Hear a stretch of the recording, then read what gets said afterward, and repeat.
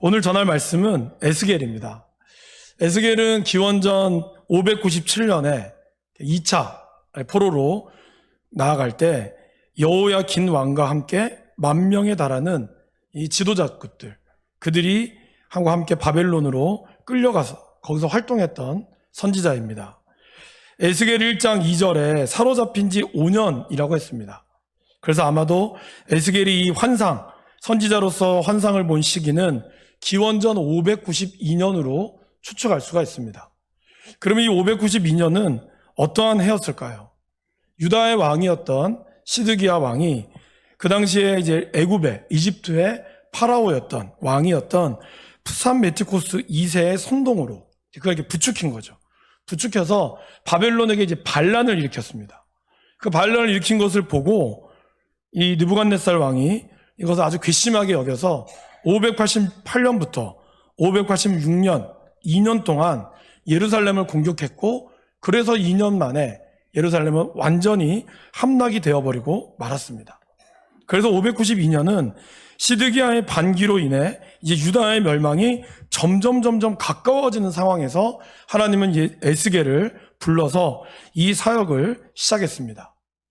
에스겔은 기원전 592년부터 570년까지 약 22년 동안 그발 강가, 바벨론에 있는 이 강가에서 위치한 델 아빕, 바벨론의 도시죠. 델 아빕이라는 도시에서 거리의 선지자로 하나님의 말씀을 전하며 사역을 했습니다. 여러분, 그 이스라엘의 수도가 어딘지 아십니까? 예루살렘이 아니라 우리가 텔 아비브라고 하죠.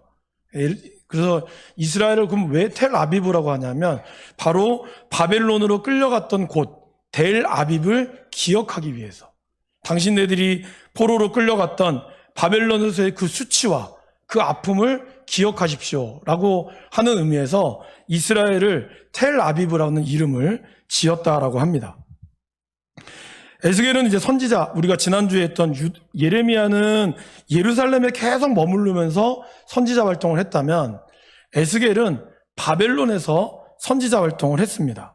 그런데 바벨론에서 했지만 하나님께서는 에스겔을 통하여 계속 예루살렘에 있는 유다의 어떤 모습을 환상을 통해서 보여줌으로써 유다가 앞으로 어떻게 될 것인가를, 그것을 바벨론 포로 공동체들에게 보여주며 알려주는 역할을 했습니다. 에스겔도 예레미야와 이사야처럼 이렇게 좀 기이한 행동들을 하나님께서 많이 하도록 했습니다. 대표적으로 390일 동안은 한쪽 오른쪽으로, 나머지 40일 동안은 왼쪽으로 이렇게 잠을 자게 하기도 했고요. 그리고 390일 동안 옆으로 누워서 하루에 밥 양을 230g만 먹게 했습니다.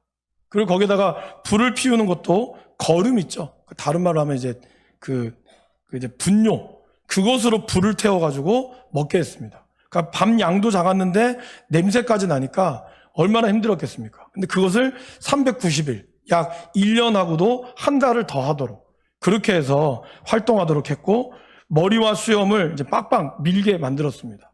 그리고 자기의 아내와 결혼했는데 아내가 죽었을 때 애도하지도 못하게 했습니다.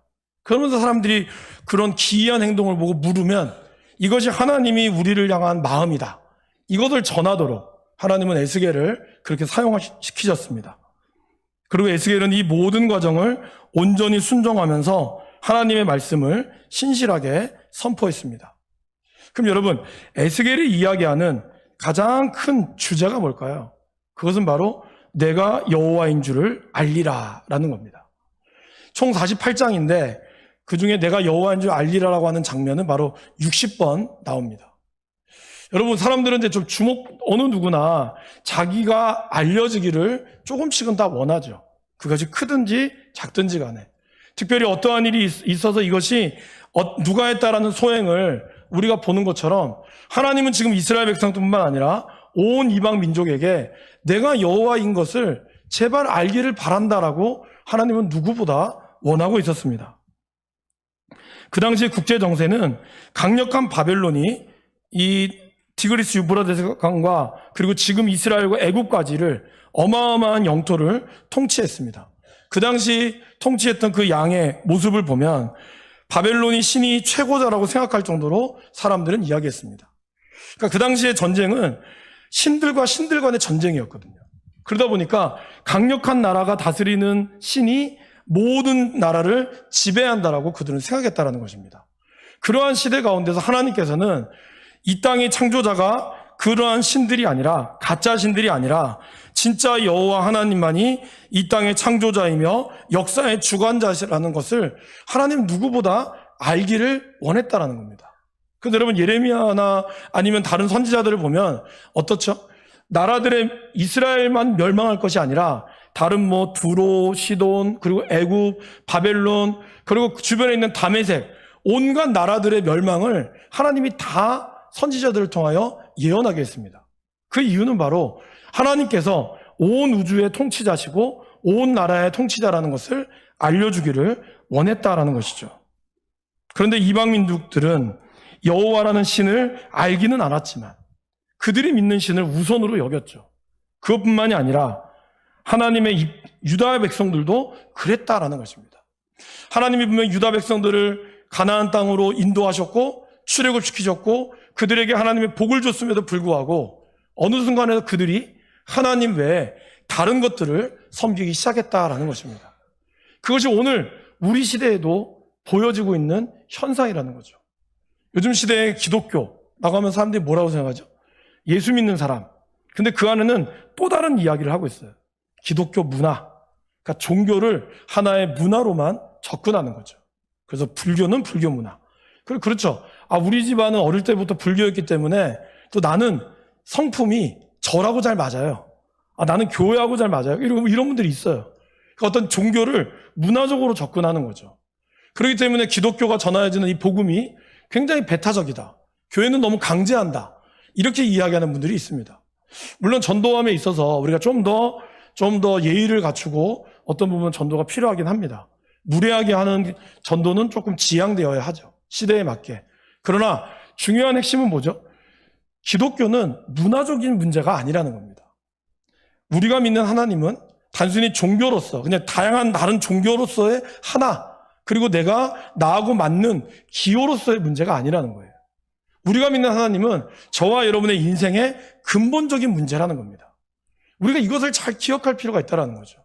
그러기에 세상이 이야기하는 어떤 문화적인 접근이 아니라 하나님 한 분이 어떻게 우리의 삶을 이끌어 가시고 그분이 얼마나 우리의 창조자가 되시는 것을 우리는 하나님은 누구보다 알기를 원하신다라는 거죠. 그것을 위하여 하나님은 지금 이스라엘 백성들에게 또한 우리에게 저를 통하여 많은 믿는 사람들을 통하여 하나님은 전해주고 있다라는 것입니다. 이러한 유다의 백성들은 그러나 하나님의 이러한 마음을 외면하고 있습니다. 그래서 하나님께서는 에스겔을 통하여 지금까지 예루살렘의 성전에 임하였던 하나님의 그 모습이 이제는 예루살렘으로부터 떠나려고 하는 모습을 보여주고 있습니다. 그래서 에스겔은 총 48장으로 되어 있는데 그 중에 전반부는 여호와 하나님이 어떤 분이시고 그 하나님이 왜 이스라엘로부터 떠나려고 하는지를 보여주고 있습니다. 그리고 그 장의 내용이 바로 10장이 핵심 내용이죠.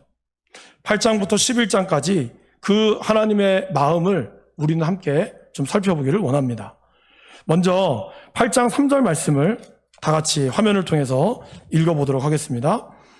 그가 손 같은 것을 펴서 내 머리털 한 모숨을 잡으며 주의 영이 나를 들어 하나님의 환상 가운데 나를 이끌어 예루살렘으로 가서 안뜰로 들어가는 북향한 문에 이르시니 거기에는 질투의 우상, 곧 질투를 일어나게 하는 우상의 자리가 있는 곳이라.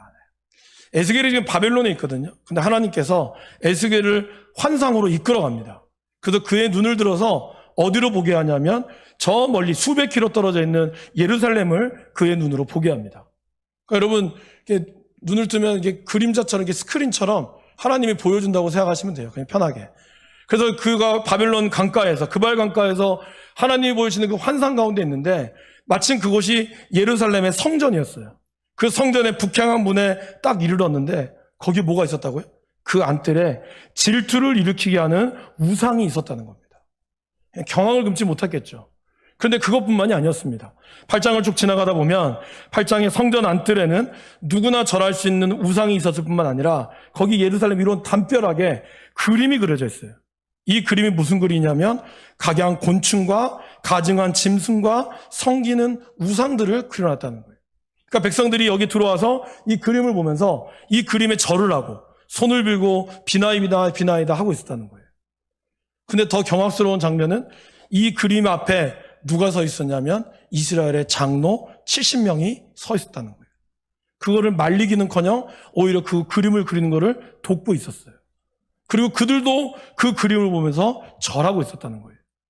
그리고 에스겔이 또 하나 경악했던 장면은 바로 요시야 왕 때 요시야와 함께 신실하게 종교개혁을 했던, 개혁을 일으켰던 사반, 그 서기관이었던 사반의 아들 중에 한 명인 야하사냐가 거기에 있었다는 거예요. 거기서 그림을 그리고 있고 그 무리들과 함께 있다는 것을 에스겔이 이 환상 가운데 보고 있었다라는 겁니다. 그러면서 그는 거기서 충격을 받습니다. 근데 그들의 말소리가 들려요. 그들의 말소리가 이렇게 얘기합니다. 여호와께서 이것을 보지도 못할 거다. 하나님은 여기에 관심도 없어. 그러게 우리는 이 땅 여기서 그림을 마음껏 그리고 우리가 섬기는 우상을 섬기도록 합시다. 그 소리를 그가 들었습니다. 그리고 그가 한편에 또 가니까 웬 여인들이 울고 있는 거예요. 슬피 울고 있는 이 모습을 가만히 들여다보니 이 여인들이 나라를 잃었거나 여호와 때문에 우는 것이 아니었어요. 바벨론을 섬기던 담무스라고 하는 마침 보니까 담무스를 섬기는 그 일종의 절기였어요. 그날에 그들이 그 담무스를 위하여 애곡하고 있는 모습을 그는 보고 듣고 있었다라는 겁니다. 얼마나 가슴 아팠겠습니까? 바벨론에서 여러분 생각해 보세요. 여러분들이 서울에 계신데 서울에서 하나님께서 여러분들의 이 평화교회 환상을 보여주고 있는데 평화교회에서 성도들이 예배하지 않고 여기서 다 우상을 섬기고 딴짓하고 있다고 생각해 보세요. 왜 마치 그 미국으로 이민 가신 분들이 대한민국을 생각하면 더 애국자가 된다 그랬잖아요. 들려오는 그 소식에 안타깝게 눈물을 흘리는 그런 모습을 지금 에스겔은 보고 있다라는 것입니다. 이러한 가증한 일을 하고 있는 유다 백성들을 하나님이 환상 가운데 보게 하신 후에 그리고 하나님은 예루살렘 성전 안에 있는 이 그룹 천사들을 보게 합니다. 그것이 바로 우리가 읽은 10장의 말씀이죠. 에스겔은 가는 베옷을 입은 사람들에게 말씀하시는 것을 보았습니다. 10장 2절 말씀을 우리가 다 함께 읽어보도록 하겠습니다. 하나님이 가는 베옷을 입은 사람에게 말씀하여 이르시되 너는 구름 밑에 있는 바퀴 사이로 들어가 그 속에서 숯불을 두 손에 가득히 움켜가지고 성읍 위에 흩으라 하시매 그가 내 목전에서 들어가더라. 여기서 그룹은 천사를 뜻합니다. 천사의 수많은 바퀴들이 있었고 그 바퀴 밑으로 베옷 입은 한 사람이 그 사이로 들어가서 이 숯불, 뜨거운 숯불을 가슴에 안았어요. 안고 예루살렘 성읍에 올라가서 그거를 흩어버리는 거예요. 어떤 일이 발생할까요? 불이 났겠죠. 숯불은 하나님의 진노를 상징합니다. 그래서 이 숯불이 예루살렘 성 전체로 들어가서 불태워질 것을 하나님은 환상 가운데 보여줍니다. 그리고 이러한 숯불의 환상을 유다 백성들은 그 심판을 견디기 어려울 것입니다. 그럼 여러분 왜 이러한 심판이 일어났을까요? 바로 유다 백성들이 하나님이 가장 싫어하는 우상을 섬겼기 때문입니다. 그 담벼락에 드려지는 그림뿐만 아니라 하나님 외에 수많은 우상들을 섬기며 그들은 또 그러면서도 하나님 앞에 제물과 절기를 지키고 있었다는 거예요. 200년 전에 하나님이 이사야 말씀을 통하여 이렇게 얘기했죠. 이사야 1장 11절 말씀입니다. 같이 읽어보실까요? 여호와께서 말씀하시되 내게 무엇이 유익하뇨? 나는 순양의 번제와 살찐 짐승의 기름에 배불렀고 나는 숫송아지나 어린 양이나 수점소의 피를 기뻐하지 아니하노라. 그리고 12절에 이렇게 나옵니다. 너희들의 신앙이 마당만 밟고 있는 신앙이라고. 여러분 성막은 이렇게 되어 있으면 지성소라고 하는 하나님의 임재가 있는 곳이 있고요. 그리고 마당이 있습니다. 이 마당에 번제단이 있고 물두멍이 있어요. 그리고 여기에 와서 제물을 태우고 물두멍으로 손을 씻고 이 성소 안으로 들어가야 되죠. 그리고 제사장은 지성소로만 들어가는 모습이 있습니다. 그런데 이스라엘 백성들이 온전히 여기까지 들어가야지 하나님의 임재가 있음에도 불구하고 그들은 여기서 재물만 태우고 손만 씻고 이 변두리에만 모여 있었다는 모습을 하나님 보여주고 있습니다. 그러니까 너희들이 수많은 재물들을 들고 오고 그리고 수많은 짐승들을 가져가서 하나님 예배했다고 하지만 정작 중요한 하나님의 공의와 정의와 하나님만을 예배하지 않았다는 거예요. 그러니까 너희의 신앙이 마당만 밟고 있는 신앙으로 전락하고 말았다는 것이죠. 하나님은 그것에 분노하고 있습니다. 그리고 하나님은 이사야를 통하여 1장 19절에 이렇게 이야기하죠. 너희가 즐겨 순종하면 땅의 아름다운 소산을 먹을 것이요. 사랑하는 여러분, 하나님의 진정한 임재와 하나님이 여러분의 삶에 진정한 복을 받기를 원하신다면 우리가 그분의 말씀에 순종하고 그분의 깊은 임재 가운데 들어가야 한다는 겁니다. 그냥 마당만 밟는 신앙으로 교회 와서 그냥 헌금만 드리고 찬양하고 돌아가는 게 아니라 그분의 말씀 앞에 내가 진정으로 순종하기를 다짐하는 그 모습이 있을 때 그분의 임재가 우리 가운데 임한다라는 것이죠. 근데 이스라엘 백성들은 그 안에서 마음껏 놀기는 하지만 정작 중요한 건 뭐예요? 하나님을 온전히 섬기지 않았다는 것입니다. 그러면서 그들은 그냥 예배 드리는 것에만 그냥 우리가 번제다 드렸다. 우리는 우리 할 일 다 했다. 라고 그들은 그냥 끝나고 말았다는 거예요. 그러니 에스겔이 본 이 환상은 그러한 모습 가운데 너무나 안타까웠다라는 것입니다. 그런 가운데 그룹들, 천사들이 나옵니다. 11절 말씀입니다. 그룹들이 나아갈 때에는 사방으로 몸을 돌리지 아니하고 나아가되 몸을 돌리지 아니하고 그 머리 향한 곳으로 나아가며, 이 머리라고 하는 것은 바로 이제 하나님, 그 바퀴를 향하는 움직이는 이러한 이 주동자가 되시는 분이죠. 주관자가 되시는 분이죠. 그런데 이 그룹들이 어떻게 하죠? 몸을 돌리지 않았다는 거예요. 그들이 일사불란하게 온전히 머리를 향하여 좌로나 우로나 치우치지 않고 그들이 자기 의지나 고집을 부리는 것이 아니라 온전한 모습으로 순종했다라는 것입니다. 그것도 그들이 강제로 하는 것이 아니라 자발적인 순종의 모습으로 나아갔다라는 것이죠. 그러니까 이것은 뭘 뜻할까요? 이 그룹들은 하나님 말씀에 철저하게 순종하고 철저하게 온전히 기쁨으로 나아갔다는 겁니다. 이러한 모습을 통하여 하나님은 우리의 삶이 온전히 하나님께 서기를 다시 한번 에스겔을 통하여 보여주고 그걸 들려주고 있습니다. 그리고 이제 12절에 바퀴의 둘레에 눈이 가득한 것을 보여줘요. 여러분, 아까 제가 처음에 말씀드렸죠. 이스라엘 백성들이 담벼락에 그림을 그리면서 뭐라고 그랬다고요? 하나님은 보지 못할 거야. 하나님은 관심이 없을 거야. 그러나 이 수많은 바퀴들, 그리고 동서남북 사면의 얼굴을 다 묘사하면서 하나님께서는 언제나 우리를 지켜보고 있다는 것을 말씀하고 있습니다. 그렇습니다, 여러분. 하나님은 단 한순간도 우리를 향한 눈길을 돌리신 적이 없습니다. 언제나 저와 여러분들을 졸지도 않으시고 주무시지도 않는 하나님이 저와 여러분들의 삶의 모든 형편을, 여러분의 머리카락 하나까지 세신 분께서 여러분의 삶을 이끌고 지금껏 붙들어 왔다라는 것을 오늘 이 바퀴의 눈이 우리에게 보여주고 있습니다. 근데 이 바퀴의 눈이 우리에게 족쇄가 되느냐, 아니면 우리를 보호해 주느냐는 우리가 말씀에 순종하느냐 그렇지 않느냐에 달려져 있습니다. 여러분, 이 본당의 이 본당에 이 카메라가 몇 개 있는지 아세요? 3개가 있습니다.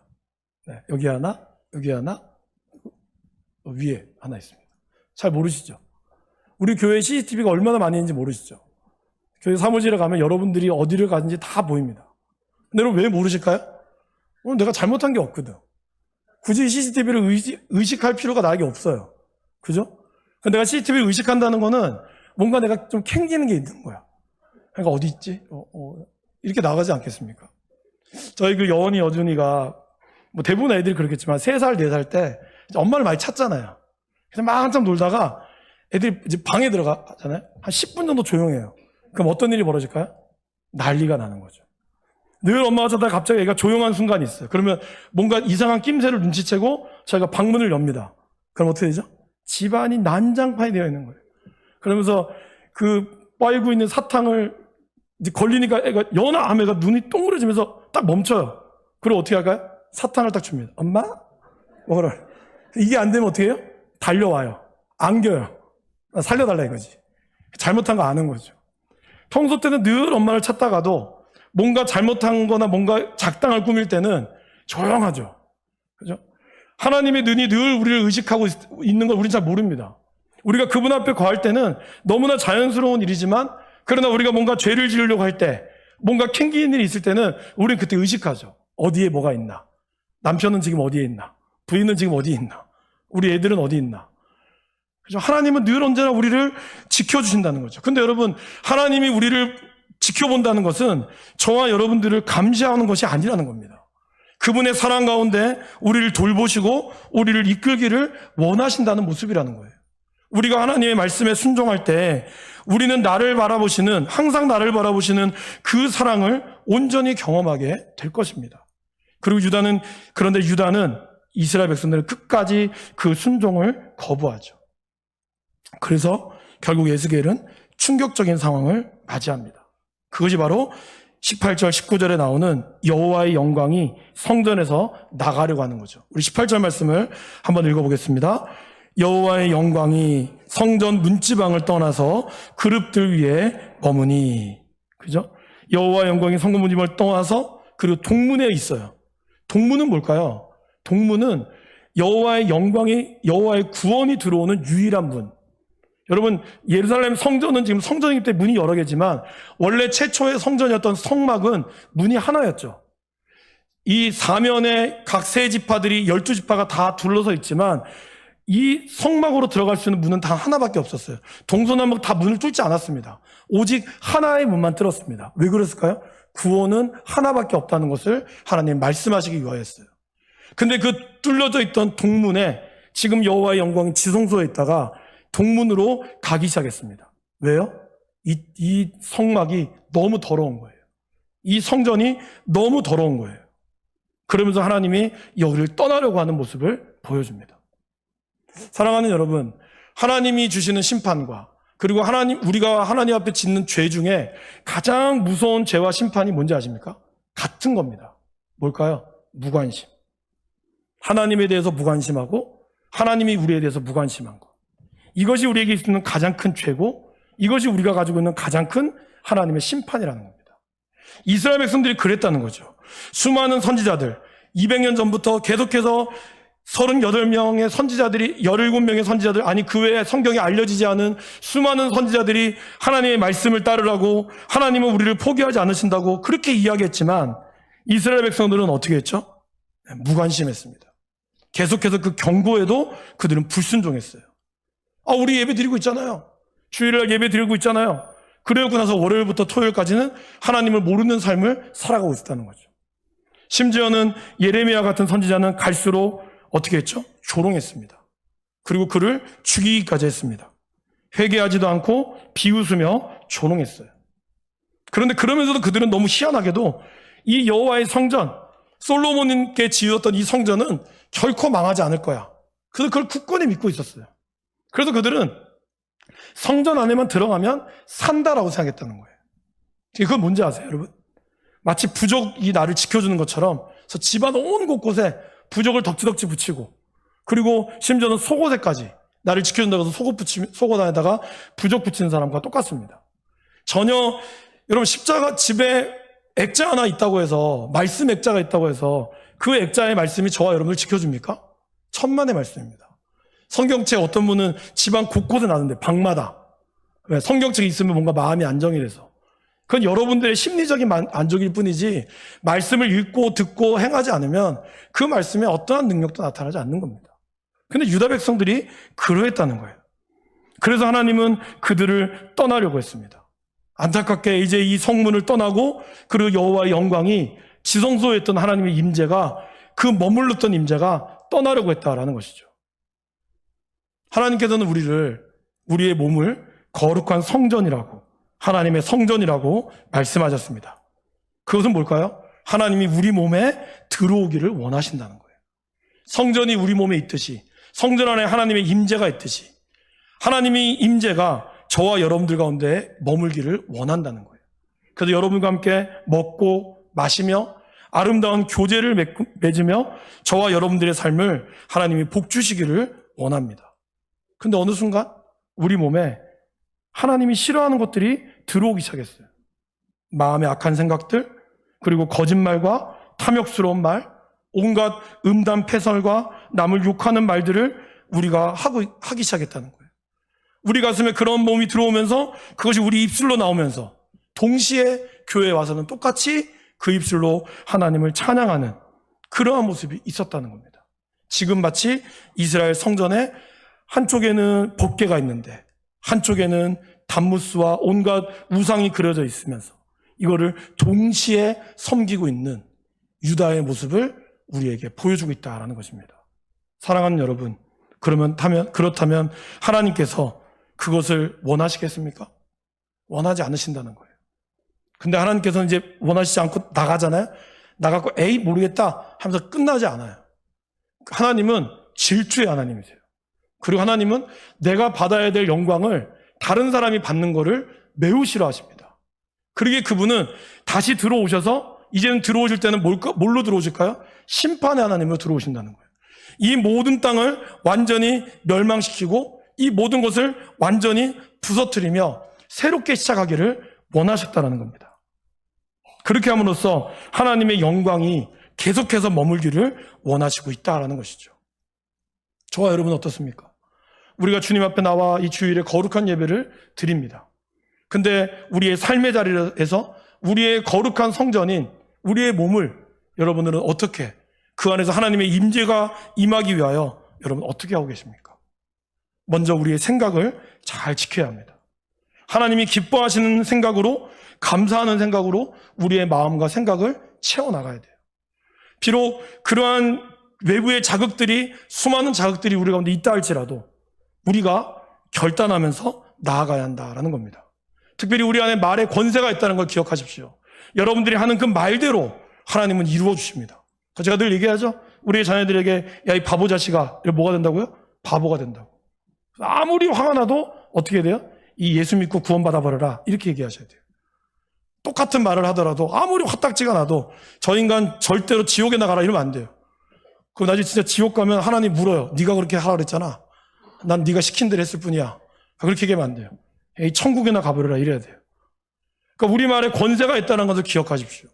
그래서 우리의 마음이, 우리의 가슴이, 우리의 생각이 하나님의 임재가 들어오려면 늘 그분은 들어오기를 원하시고, 그 들어오기를 원하신다면 우리의 생각과 우리의 마음을 우리가 온전히 정결하게 해 나가야 한다는 것입니다. 사랑하는 여러분, 에스겔은 이 마지막 때를 살아가면서 우리에게 정말 하나님이 어떤 분이신가를 누구보다 간절히 알리기를 원했습니다.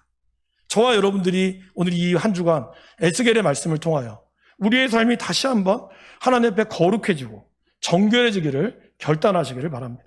그리고 하나님의 임재가 우리 가운데 늘 머물기를 원하는 하나님의 임재하심을 우리 모두가 느낄 수 있기를, 우리가 그 가운데 하나님의 임재 가운데 살아갈 수 있기를 주님의 이름으로 간절히 축원합니다.